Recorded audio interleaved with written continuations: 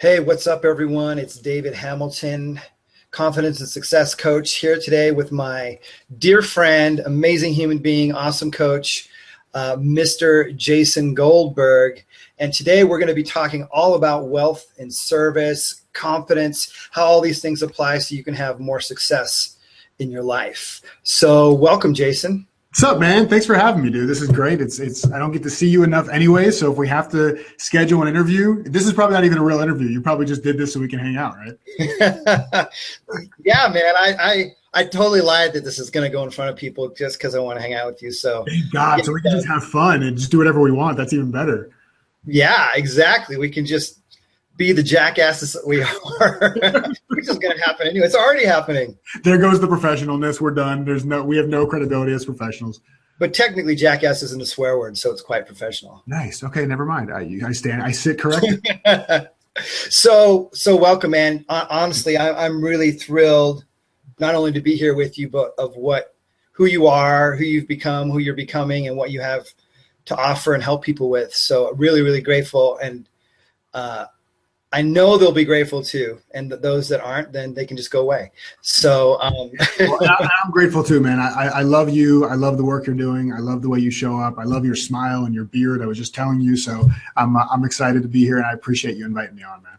I know, man. I'm a powerful manifester of this beard. You didn't even try. It just came to you.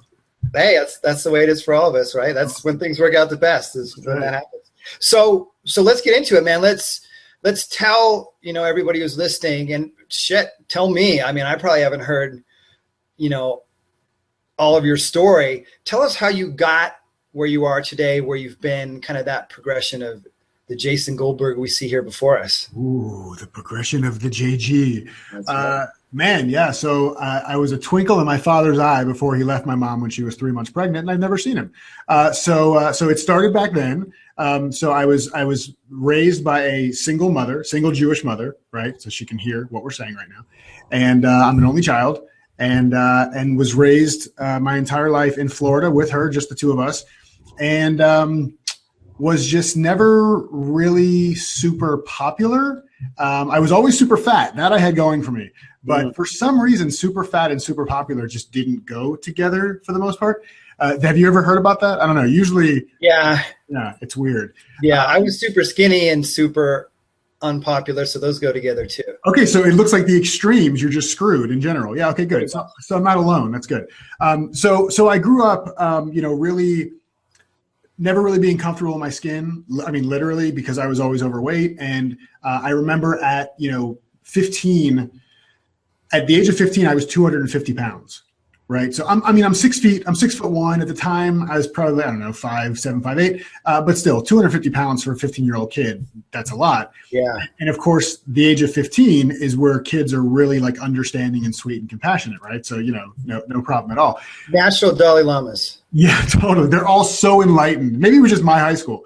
But yeah, so, I got picked on a lot. And what I did was back then to kind of combat that, and to protect myself, was I kind of developed this comedic personality, right? And so I started kind of being the funny guy, the class clown, because to me, if you're not the attractive guy and you're not the cool guy and you're not the popular guy, you're not the football guy, you're not the whatever guy that actually has something of value to give to people, then you got to find something. So for me, it was comedy. So I relied on, being the funny person, and that's how I felt I brought value to the world, to the people around me.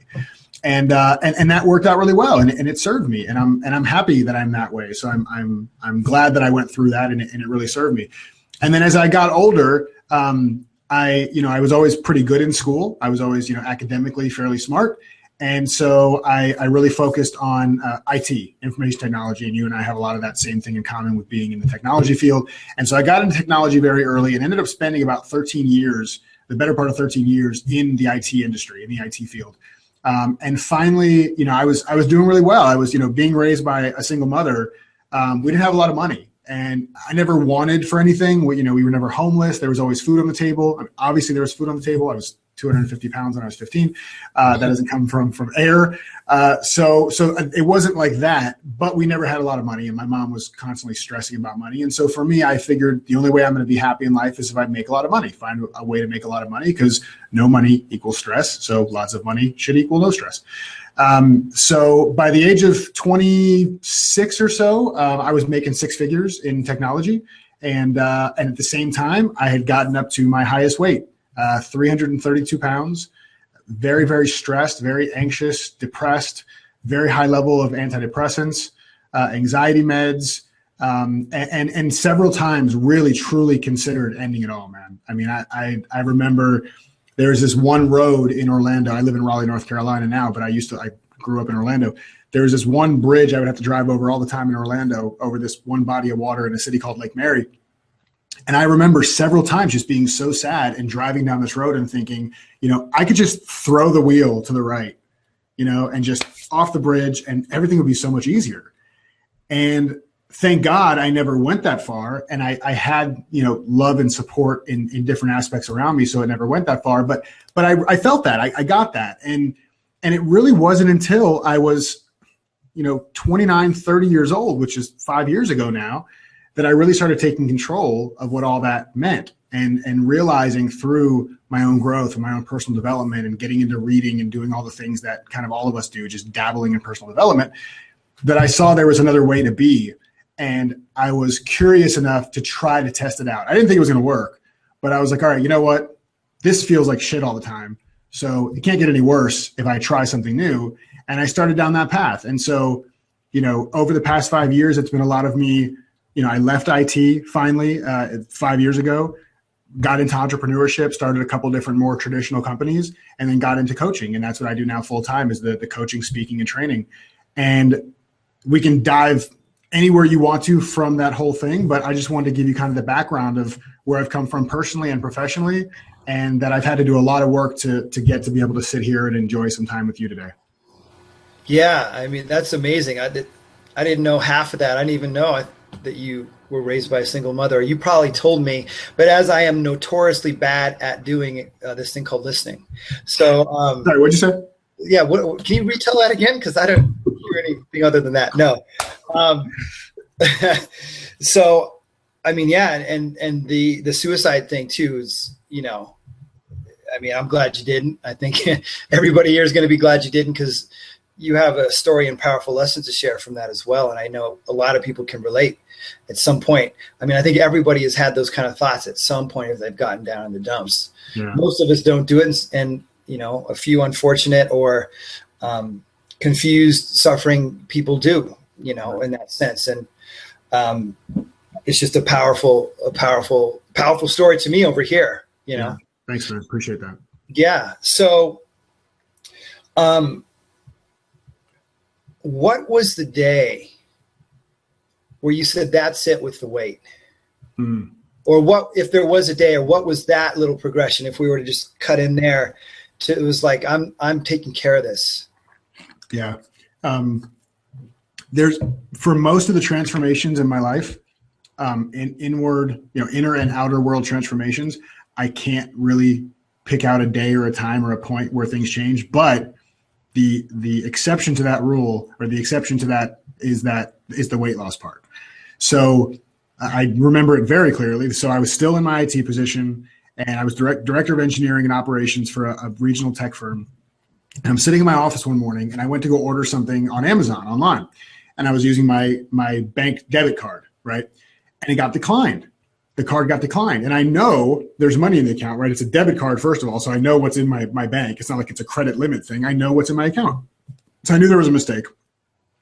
And because of the person I was back then, I was a very angry person. Like, I was always still like the funny, like joking around Jason that I am now. But when I would get angry, I would get set off, whether it was like water spilled on the table or my laptop was shattered, you'd get the same response from me. It would be this crazy big reaction of anger. And like, I was the kid who punched holes in walls and chased people in traffic if they cut me off, just really just set off from nothing.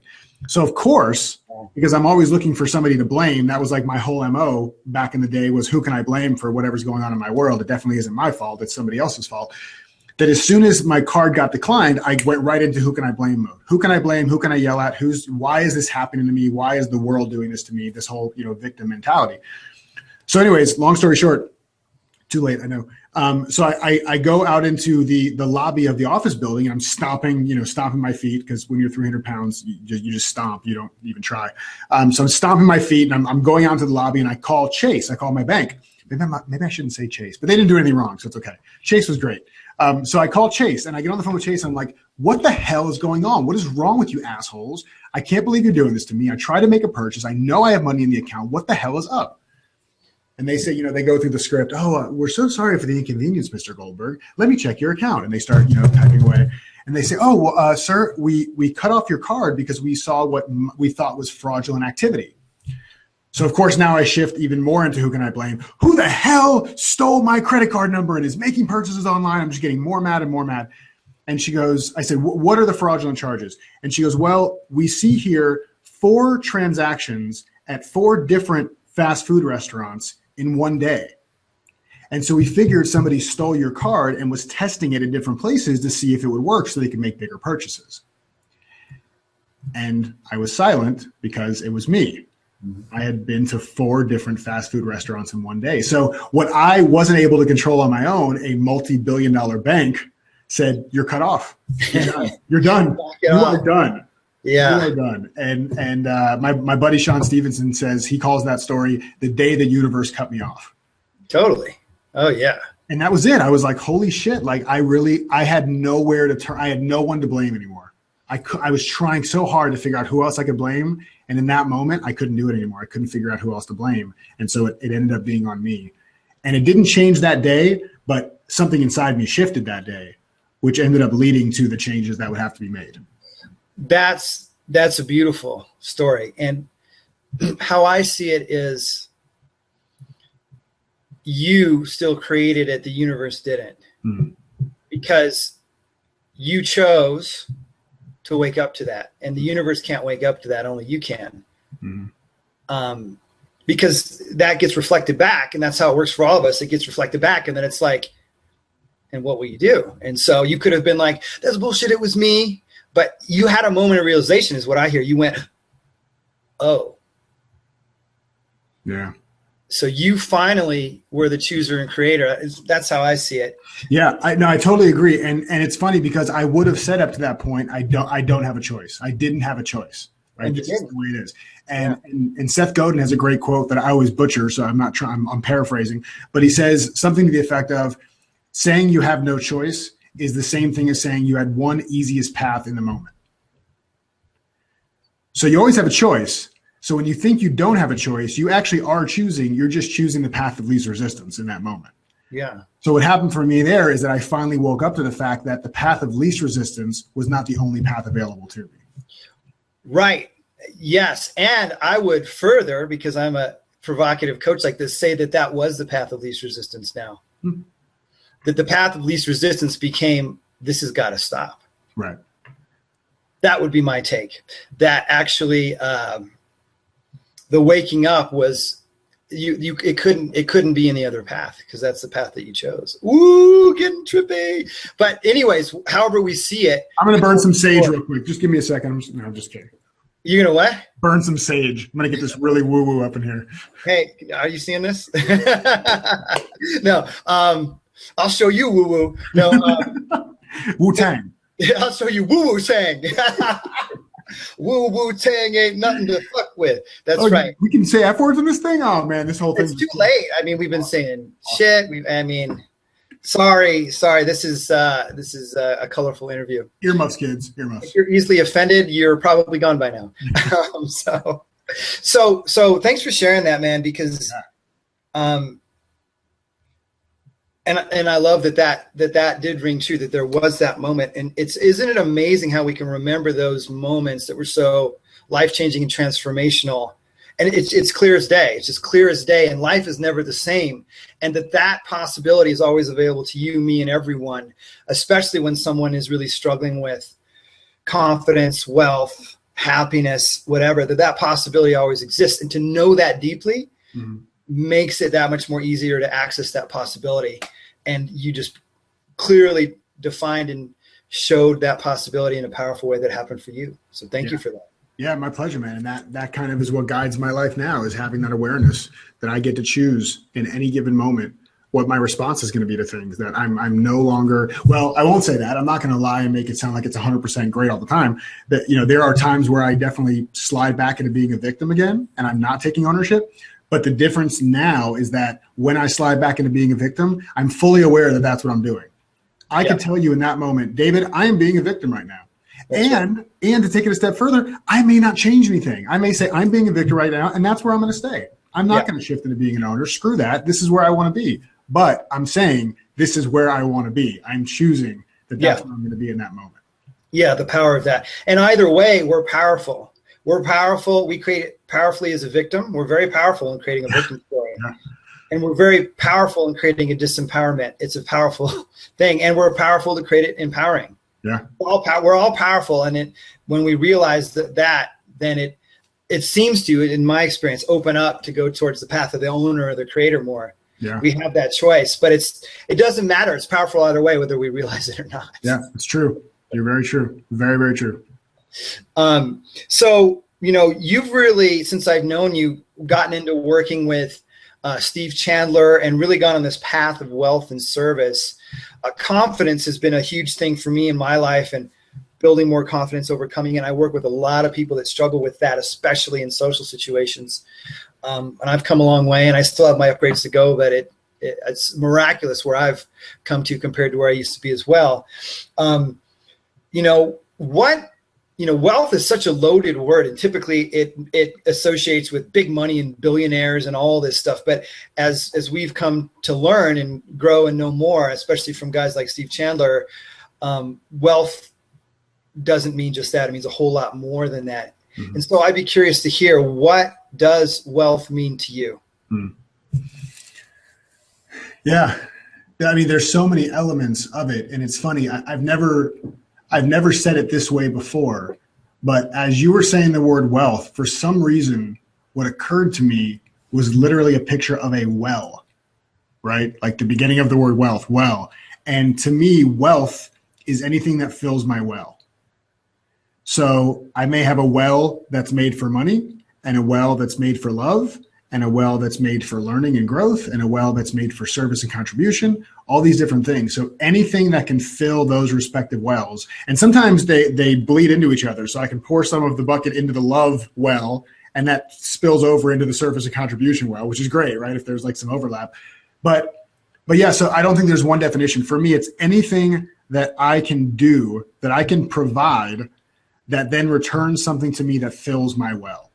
And it's not, even as I say that, it doesn't necessarily need to be returned. I can fill my love well by giving love, even if I don't receive love. Mm-hmm. Right. So I mean, it can be filled by receiving love too, but it's not a reciprocal causation thing. It's not a cause and effect. It's not I was just talking to my coaching group of these people that I have together that I'm working with. And we were just talking about stripping away this 3-word phrase of in order to, right? When we put in order to after something we're doing to serve. That's right. And then put wealth at the end. If we do service in order to wealth, we've screwed the entire equation, right? So wealth doesn't have to be an outcome. Wealth doesn't have to be a return. Wealth can be something we bring to or receive from a situation or anything we're doing in the world. Does that make sense? Yeah, absolutely. And how I hear it is it's the same channel actually as well. The giving and receiving, it comes through the same channel. And I notice for me, the more I try to separate the give and receive, the more separate it feels instead of it's all one channel. Yeah. Then I have to worry less about receiving. Yeah. And when I do worry about receiving and getting, then it tends to be way more difficult. And not that we shouldn't be clear about what we want. That's a different thing to me, but it totally makes sense. And I like how you talked about the wells spilling over, and like, we can't know that our love well might help our money well. Like it seems it can seem like, I think when we first come to this stuff, well, I got to focus on the money in order to get more money. I've got to focus on love to get more love, where, it's all blurred lines made up by how we see it anyways. Right. And Right. so what's our definition that we like and that really helps us, or that we just like playing around in is, and I like that well. And just because I'm a geek with words sometimes, the root of wealth comes from wele, which is Old Middle English for well-being. Oh, cool. So there is a well in There's a there. well That's there. awesome. Perfect. I had no idea. That's awesome. So you already knew that. I already had it inside. And then you got some know-it-all like me coming along and explaining why. I love you being know it all. Please know it all. Know it all and then tell it all. I guess, but it's a great example that we already all know it all. That's true. Without knowing it, right? That is true. That is true. But and wealth does still mean money. Like I just like I don't, I was talking to somebody about this the other day. Shaming in our culture has gotten out of fucking control. Right? We have the skinny people shaming the fat people shaming the skinny people, the people who love money shaming the people who are spiritual, the spiritual people shaming the people who love money. It's all over the place. And then this newest one that I'm really kind of getting in tune with, I'm really getting more and more into Gary Vaynerchuk's work. I really just like him as a person, and I like how he shows up. And even him, who I love, he's hustle, hustle, hustle. And he doesn't necessarily do this, but a lot of people who are in that hustle, hustle, hustle mentality shame the people who don't work as hard. Right. And then the people who don't work as hard shame the people who are hustling, because how can you be a good family person if you're hustling? There's just so much shame. And it's like, who gives a damn? Just do whatever makes you feel good and whatever serves you and serves the world around you. I don't even know why I went on that rant. It just felt right. Yeah. Yeah. You channel a little Vaynerchuk there, I think. You're starting to go Vaynerchuk because he's great. David, this is what we're doing. David, hand gestures in your face. Yeah. Yeah. I actually, you're right. He does have that go work hard, but that fits his expression. And from one perspective, there is no denying hard work. This is my 9th day in a row working, and full days, right? Although I took a little more time off yesterday because I was just like, my body was like, I did a webinar on Sunday or whatever.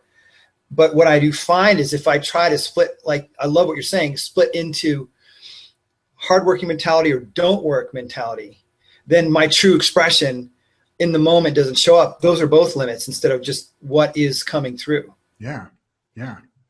And I mean, that's a great distinction you're making that I want people to see, is that because I often, grew up with my mom saying, well, don't work too hard. You work too hard.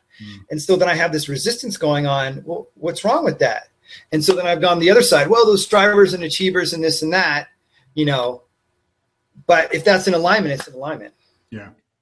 Yeah. And I think that's the natural thing that we do too, is I think that especially, I don't know if this is everybody, I don't want to generalize, but I think people that are high achievers or high performers, typically high performers, high achievers that are open to new ideas will test things out to extremes.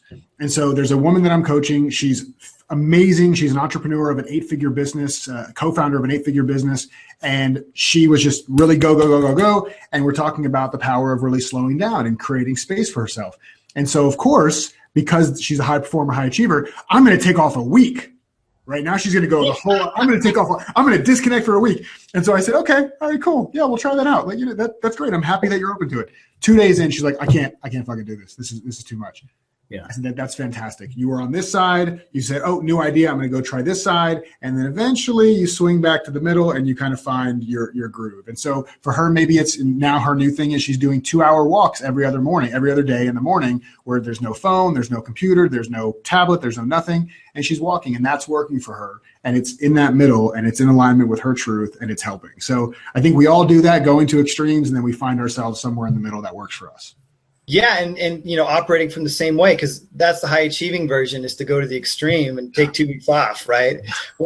When maybe it was just a little bit of peppering in the slowing down. And what I think is, when we look at people who are actually really results oriented, they won't care which way. And what we tend to find, I think, when we look at mind and coaching, is that the optimal path is not what it seems, and it isn't the striving, achieving, hardworking way. A lot of the time that we've been steeped in, not that work isn't there, but there's a path of least resistance is the way that the universe wants it to go. Yeah. In that sense. So removing limiting beliefs, all that stuff, blah, blah, blah, blah, blah, blah, blah, right? Right. Yeah. Totally. And yeah, I love the Gary Vaynerchuk, very Gaynerchuk. Very Gaynerchuk. That can be. Oh my God, dude, that would be the most awesome thing if you created a Twitter handle like that and started doing like your own, like whatever he did, do it as that other character. But he has to be something funny about him. Like he has to be like he has to have like some thick German accent or something, like just something really crazy. I bet he would love that. Yeah, exactly. I am very Gaynerchuk. Yeah, exactly. It would be awesome, but I don't have time for that. You do it. How about you? So, so what about service? What does this service thing mean? You're a powerful coach working with these other people. Are you working only with coaches or coaches and entrepreneurs in your current group? The group itself is just for coaches. Okay, so you're working with other coaches, teaching about wealth and service, how to do what you've learned how to do and are doing. So what does service mean? Yeah. So the program that I'm running is called Serve Your Way to Wealth. And so there's the two components right there, the service and the wealth. And it's, if I was really splitting hairs, I wouldn't have called it Serve Your Way to Wealth, because then it sounds like it's back to an in order to serve in order to create wealth. But right. I really meant it as a journey. Serve on your way to wealth, right? Yeah, not but serve in order to get catchy, wealth. so we like it. Yeah, it's more catchy. Yeah, there's still some marketing brain in me from my old life, my old career. So the first thing we talked about actually as a group was, what service is and what service isn't. And there's a difference between, and this is really coach specific, so I don't know, this particular part may not be as valuable to people that are watching, but the whole element of service versus pleasing, right? Serving versus pleasing, doing what people want versus doing what people need. And so that's very important in coaching, to make sure that we're really serving people and doing what we think is really for their highest good, or to help them find what it means for them to live into their highest good. But for me, the word service, it's actually funny. It's funny to me because the word service doesn't always resonate with me. And I think it's probably because, my entire life, and probably the majority of people's entire lives, the one place we see the word service is after customer, right? Customer service. And I'm thinking the gas station right now. So ding, okay, ding. Yeah, exactly. Yeah. So, and there's self-service or full service. So that's actually a little better, better than my example. But for me, customer service was always about like, the customer's pissed off. How nice is this person going to be to the customer when they're pissed off? And it's like, well, that's not the kind of service that I want to do. That's not big for me. I mean, there's an important part of that. But so for me, what resonates more sometimes is, in my mind, when I say the word service, I hear and I see the words make a difference, right? That's what I see, make a difference. And so the reason that make a difference works better for me is because making a difference can be deep and profound, where you blow away somebody's limiting beliefs and their life changes and something hugely transformational shifts in their world. Everything changes. And it can also be making somebody smile. And it can also be sending somebody a funny video. And it can also be giving somebody a hug. And it can also be telling somebody their beard looks good. And to me, like I like to look at service in that way, as opposed to a service that you provide. I give you this, you give me that. This is my product or service, and you pay for that. That to me doesn't resonate with me, just like customer service doesn't resonate with me. But if we think about making an impact, right, as a way to show up in the world that allows us to then be doing the things that create wealth, that resonates more with me. Does that make sense? Yeah, absolutely. I made a difference yesterday going to the doctor to get my foot checked out, and these pretty old people, they must have been in their late 80s, early 90s, were in the elevator, and I got off at the second floor, and they got out with me, and they said they wanted the first floor, and then I was like, no, and I was on my way to my car, I closed the door and realized, and I went back in there, pushed the elevator, waited for him, got him in the elevator, but it just felt right to me. So I did it. Yeah. Let me stop you for 1 second. Did you do that in order to have something else happen? No, I just felt right. No, I didn't. There you go. I just really enjoyed the experience and enjoyed their energy, and they were very lovely people. So that's where I'm just telling that as, something I resonate with what you're saying. And I'm curious, why is it important to make a difference? Because there's a lot of this make a difference stuff out there. And for a lot of people, it isn't. And, I remember, I think Werner Erhard is one of the first people I ever know of that really hit on that, and that coaching transformational thing, make a difference and make meaning. Why is that important? Why do you think that's important? Yeah, I appreciate the rephrase at the end there, because I don't know why it would be important to anybody else. Yeah. For me, it's important because if I'm not doing that, then what am I doing? Like, why am I here? Like that. And that actually, so what just popped in my head was when I said, why am I here? I just, for just a split second, went back to the story, thinking about driving over that bridge and what I could have done. And I realized, transporting myself back to that moment, there was no thought of anybody else in that equation but me. Right. I wasn't making an impact for anybody else. I didn't give a crap about serving anybody else. And to me, that's a prime example. Like, I was in that low of a place in part because I probably wasn't doing anything for the greater good. And so it's not about being Mother Teresa, and it's not about, being this altruistic angel that roams the earth, solving people's problems. But to me, there is something that feels like it's missing if I'm not using what I have, whether that's comedy or whether that's coaching or whether that's an extra bottle of water for, whatever. If I'm not using the things that are available to me to try to make a difference for somebody else, then why the hell am I here? Bam. Bam. Drop the mic. Don't drop the mic. This clarity, man. I love the clarity. That's powerful. Thanks, man. So, I get a lot of people coming to me about, well, one thing in particular, and it's one thing that I talk a lot about. It's one thing I sell, and it's what I call natural confidence or confidence. So I don't know if you have any interest talking about that, but the other thing is charisma, I get, which is something that you're funny, you're charismatic, and it seems that it's something that you developed actually sort of as a shield in a way, but it's become a great asset and a tool for you as well. Yeah. And so, they come to me saying, I'm worried I'm too boring or uninteresting. And then I start to, well, you're already starting off on the wrong foot with that thought. So there you go. But there is something to possibly, at least to expressing oneself more and making an attempt to, or be more charismatic. Charisma, there are coaches out there, actually, I'm going to interview one soon that is a charisma coach, believe it or not. Cool.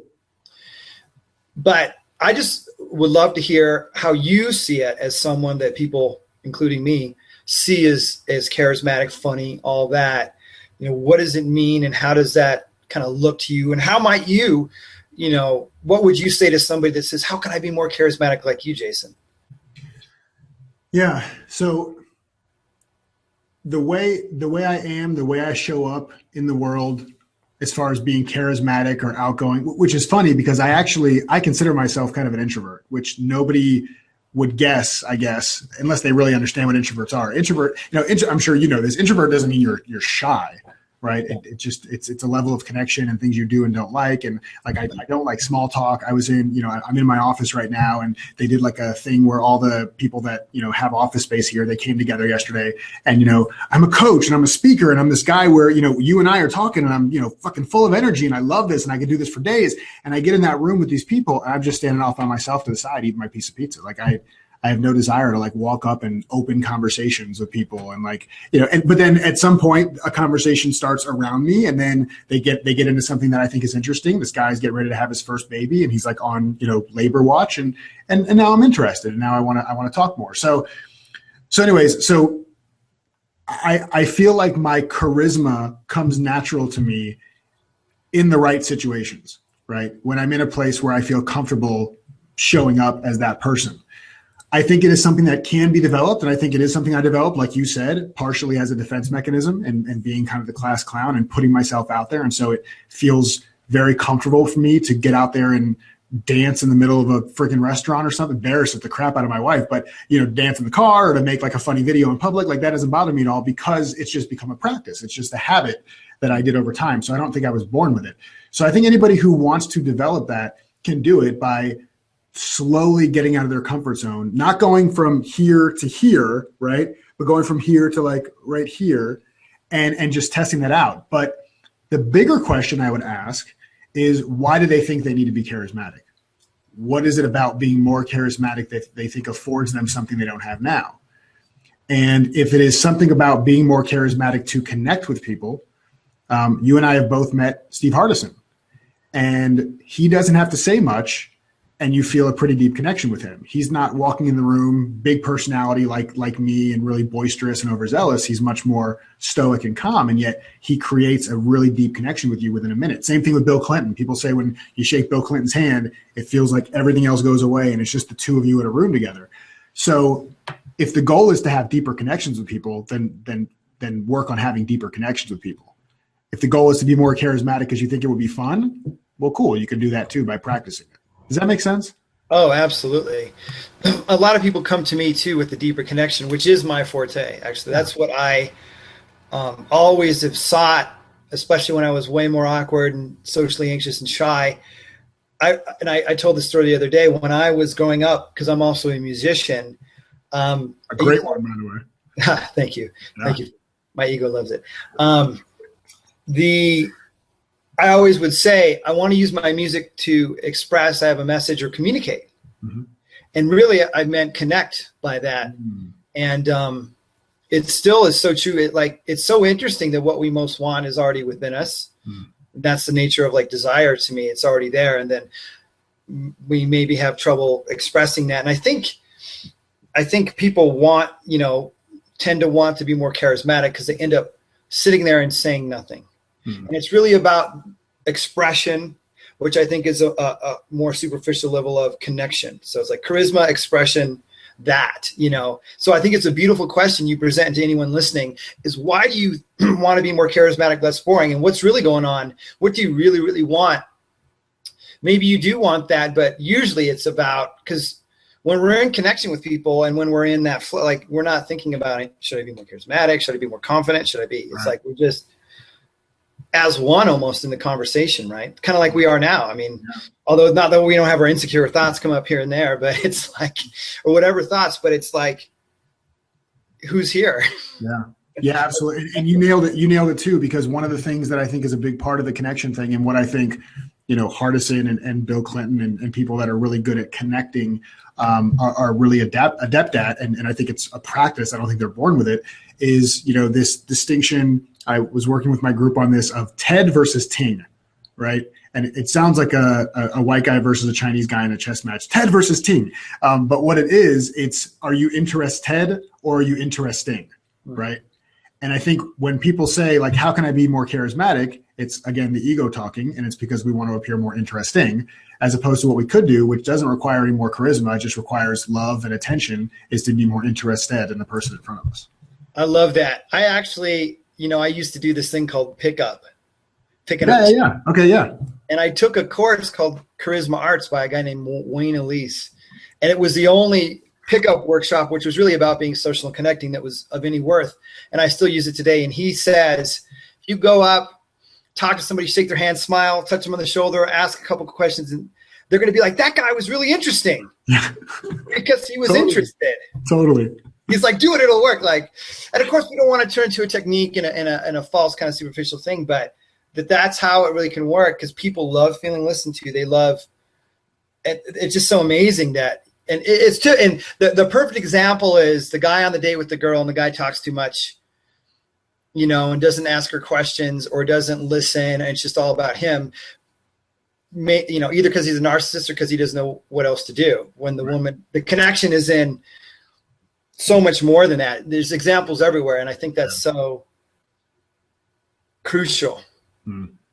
Yeah. If the ego's in the way, man, the connection is just not going to get there. The ego, the need to be interesting just creates distance, whereas the ability to be curious and get interested creates intimacy. And so, to me, that's the big difference. Do you want to create distance or do you want to create intimacy? Yeah. I remember once being at a party with a bunch of comedian actors, and I was sitting there going, everybody's trying to outdo each other. And I'm like, this is so boring. Yeah. They were having fun in their own worlds, trying to be more interesting than the other one, I think. But I don't think anybody was connecting. Yeah. And even that, if you peel that back, there's probably so much insecurity there, right? Oh. Having to be the funniest person in the group of comedians. that's like, I could either shut up and be quiet and then everybody just thinks I suck at what I do, or I'm too intimidated, or I can just go over the top and try to force myself to be the funniest one. And then I'm just like them and we're all fighting and nobody really is making any headway. Yeah. Yeah. Interesting. Cool. Yeah. And so I'm curious. So what do you think about this thing about confidence? What is that? Has it ever been a concern for you, or, it's been a huge thing for me. And I know one of our mentors and co-partner participant with Steve Chandler, Rich Litvin, has been his thing too, right? He has a site called That Confidence Guy. Yeah. That's where I really resonate with Rich. Yeah. Anything to do around that, if somebody's like, how can I be more confident, Yeah, I guess it also depends, what the definition of confidence is. But I know that for me, there are still plenty of times where I feel like I lack confidence. And it's not necessarily in big things. It could be in little things. It could be in, I remember a week and a half ago, I had to go return some vitamins to the store. And I just felt like I had this weird confidence issue, like they were going to think I was weird or something, bringing back the vitamins. And, that's called social anxiety. Yeah, exactly. It's so weird because then I'll go on stage in front of a group of people and be fine. And so, it's we're human. And so this stuff comes up. And so I think, for me, it's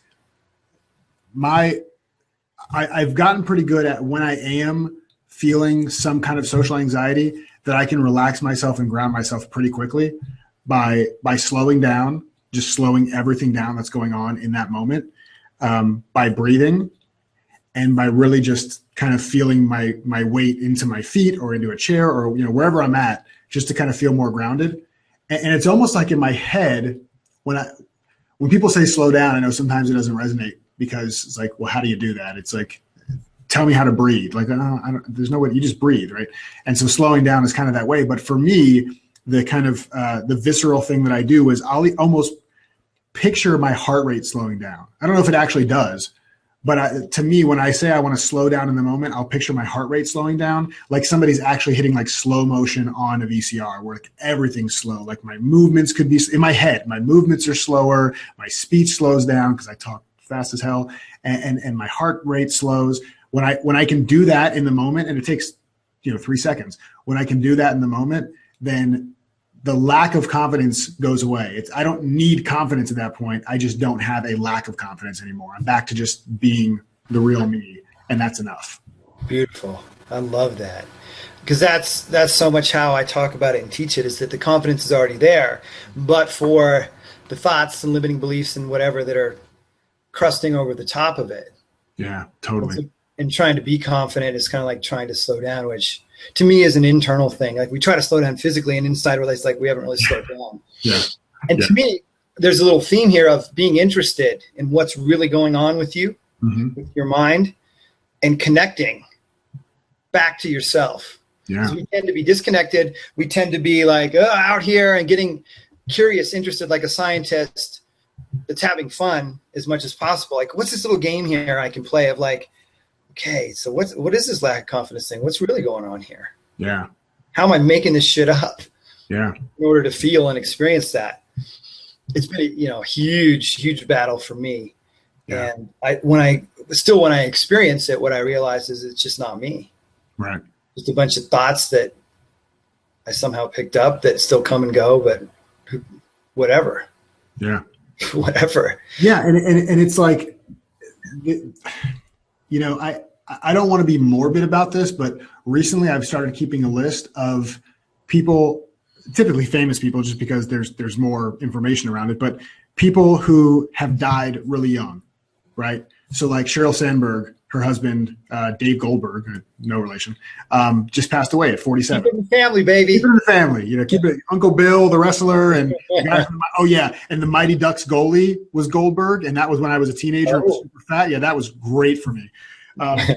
Anyways, but so I've started keeping this list of people like him, 47 years old, CEO of a big company, dropped that out of nowhere, and I keep that list on my phone, and I'll look at it once in a while, especially if I'm having, some kind of down moment, and just be like, it's not that fucking serious. Yep. It's not, none of it. None of it. Talking to that girl, reaching out to that potential client, saying something bold to a client that you have, having a difficult conversation with a family member or a boss. It's not that fucking serious, because at the end, you're still going to be alive. And Dave Goldberg, 47, CEO of SurveyMonkey, cannot say that. Boom. Blown away again by Jason Goldberg. Take that, people. I mean, it's like you see it all as a cosmic joke. It's not that serious. It's absolutely true. It's absolutely true. I mean, it sort of is. How do we get here? What is this? I can see it as a big, serious, painful, suffering thing, or I can see it as a big, fun joke, whatever. Yeah. I heard it. There was some movie, and I cannot remember what movie it was. I don't think it was Dogma. No, I don't remember what movie it was. But somebody talking about that we were God's experiment, that we're just an ant farm. Mm. And then he created the ant farm, threw all the ants in it. Now he's just kind of sitting back watching. He's like, oh, that's cool. Let me see what they do with this. Oh man, they made that way more serious. I just gave them a playground, and look how fucking crazy they're going. And I kind of like that visual, not because I don't believe that there's a higher power that has some kind of influence on us, but because it's just more fun to look at it as we were given whatever we were given, and now it's up to us what we do with it. And it can be fun. Yeah. Yeah. Awesome, man. I was going to ask you about a powerful story, and I think you told one of a client you worked with that, was really impacted by what you do. I mean, of course they're going to be impacted, but, some cool story, some success or something like that. Yeah. Yeah. So for some reason just now, and I didn't think about this one until just now, but based on what we're talking about, especially with confidence and things like that, I was just thinking about a woman that I coached who was she didn't have social anxiety per se. She definitely didn't have confidence issues. She's pretty damn confident, but that maybe have been a downfall for her. But she was getting into coaching. Her background was in counseling and so more traditional counseling and treatment. And the big disconnect for her, which I'm sure a lot of us here can relate to, was the vulnerability piece, right? And it goes right back to what we were talking about creating intimacy or creating distance.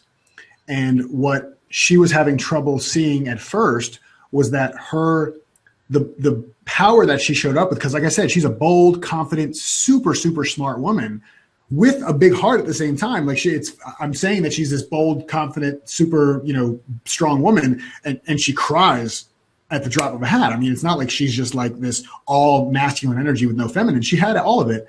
But when she would get around a prospect or get around people that were, in her circle that weren't her family, even people that she worked with or people that were kind of acquaintances, there was this big wall that she put up in between her and them. And she didn't see how, in the beginning, how being more vulnerable could create those deeper relationships, because it's scary, right? Like, what if we put ourselves out there more vulnerable and we get rejected, right? What if people think something of us? And so one of the key things we worked on, which is, again, a lot of Chandler's work with owner victim, is that we can't be rejected. Yeah. Right. We can't be offended. We can't be rejected. We can't be made upset. Anti-fragility. I love when he talked about anti-fragility. I love that. Huge. But we can offend ourselves. We can reject ourselves, but nobody outside of us can reject us. Right. That's right. I bring that up because of, when we want more confidence and we want more this and we want more that, it's because we think it's a safeguard against being rejected. Right. Or at least partially. And so to kind of really get into that, you can be as vulnerable as you want and know that you're never offering up to anybody to be rejected. Then you're safe. You're inherently safe. Yeah. And when she started doing that, it was amazing for her to see the level of connection she made with people that were right there in her circle every day. The teachers in the teacher lounge, she was a counselor at school that she had never made connections with. She shared one story about something going on in her life with her daughter, and boom, like everything opened up and they had these deep connections. And one of them ended up saying, this is a whole deep, intricate story I won't go into, but there's one thought leader out there that my client really wanted to connect with, and she's pretty big. She's somebody that you don't just call up on the phone. She's a pretty big name in the personal development industry. And by opening up and talking to this woman said, she actually raised me from the time I was 7 to the time I was 14. No way. That's great. And this woman isn't even in this country. That woman, that thought leader, is in a different country. And so just opening up created this new opportunity, these new possibilities that she never would have had if she would have kept that wall up. So for what that's worth, I think that's a really fun story. Be honest, it's the British Oprah, right? It is the British Oprah. I wish I could tell. Her book is actually usually on the shelf, but it's off there right now because I'm reading it again. So it's all good. I'm joking. I'm not going to pry, but I'll get it after the interview. No, I'll tell you. I'll tell you after the interview. Powers. That's an amazing story, and vulnerability is definitely a huge thing. And I do tell people to be more vulnerable. It's never been a difficulty for me that I've known of. People say you're so vulnerable, and I go, well, what was it? I'm not trying to be vulnerable, or you know, how I met my good friend Amir, and his now wife was bawling at a Rich Litvin event, like, you know, and we just connected, but I just couldn't help it, sort of, you know. Yeah. And so I like what Steve Chandler says about that. And yet there is something to it. And then, of course, it can be overdone, as we have seen. Yes. It becomes this facade of who can be more vulnerable and all this kind of crap, which I know. Yeah. You know. So to me, it comes down to connection again. It's all part of connection, is what it seems like to me as well. Yeah. And I think for someone, I mean, it's amazing, though, just to see. She had to do was share a story about her day, and this whole new vortex of reality opened up. Yeah. Yeah. She saw that she didn't die. She wasn't rejected, and she couldn't be anyways, but she wasn't rejected. And she actually had a deeper connection with this person and the opportunity to connect with somebody that she's been wanting to connect with for over a year. And it just, you know, it just goes to show, and this is your mileage may vary. I'm not saying if you go share a story with somebody, it's going to open you up and they're going to say, oh yeah, Tony Robbins speed dial. Here you go. Here, talk to him. But the fact is that the more we get into the habit of recognizing that we can be open about ourselves, we don't have to try, like you said, you don't try to be vulnerable. You just don't think about being hurt by sharing your truth. It's not as much of a concern. And maybe it is concern sometimes. I'm sure I have moments where I'm concerned about sharing certain parts of myself. It may have flowed off my tongue when I said it, but there's always a little bit of a racing heartbeat when I talk about having some suicidal thoughts. That's not something I talk about like, yeah, it's 72 degrees today. And I thought about committing suicide a couple of times. That's not easy for me, but it doesn't hold the same weight and same significance that it may have in the past, because I know I'm just sharing a part of who I am and it doesn't define me. It's just a part of the story. That's right. We're creating it from the inside out. Yeah, baby. What will you create today? Ooh. Dude, we're the whitest two guys ever. That was awesome. No, seriously, dude. This is ridiculous. Like, dude, okay. You know, I'm so white, I'm pink. So beat that. Well, I like your, but you're like tannish pink. That's not. It's just straight up pink because it's kind of warm in here, and I'm just blown over by your awesomeness. So I'm a little nervous, you know. You're medium rare. So, tell us about how people can find you, subscribe to you. They want more. I'll make sure to put links in the video, and also if there's any programs or coaching or anything you want people to know about. Cool. I appreciate that. Thanks, man. Yeah, I mean, the easiest way to connect with me is on Facebook. That's kind of my spot that I hang out. So you can find me on Facebook. You can look up Jason Goldberg, or you can look up Meometry, which is the name of my company. It's like geometry with an M, like Mary. You can find me at meometry.com. But yeah, Facebook is a great way to connect. I'm running stuff. I'm doing a lot of stuff with coaches right now. I have a program that's launching with EverCoach later this month. So if anybody watching this is a coach, it's a really cool training platform we're doing where I'm interviewing people like Steve Chandler and like Rich Litvin, and actually having them coach somebody live on the call. And then we're doing a debrief at the end to kind of demystify and pick apart why they did what they did during the session, which is really cool. I'm really excited about that because I don't think coaches have a cool way to be like a fly on the wall of a powerful coaching conversation. So I'm excited about that. And otherwise, just doing a lot of speaking, writing my book, and just happy to serve and do anything I can to continue the conversation and to support the work you're doing, David, which is amazing. And I love that you've created this outlet and this channel for people to come in and really get help around these things that may have been challenges. And I feel like you're helping them to recognize that they don't have to be that challenging. Yeah. Thanks, man. Love you, brother. It's so awesome to have you here today. And I think we're done. We are complete. I love you. We'll see you next time. Later. Hey, if you like this video and want more tips and strategies on how to overcome your shyness, social anxiety, self-doubt, and really build the confidence in your social skills, conversational skills as much as you can, up to the best you can be, so you can have the career success, the social circles and friends, the dating life that you want, all that and more, subscribe to the Social Expression channel by clicking on the subscribe button, and check out the other videos here that are on offer. This channel is all about helping you be the best guy that you can, like I've done for myself, and I really want you guys to succeed. So keep watching.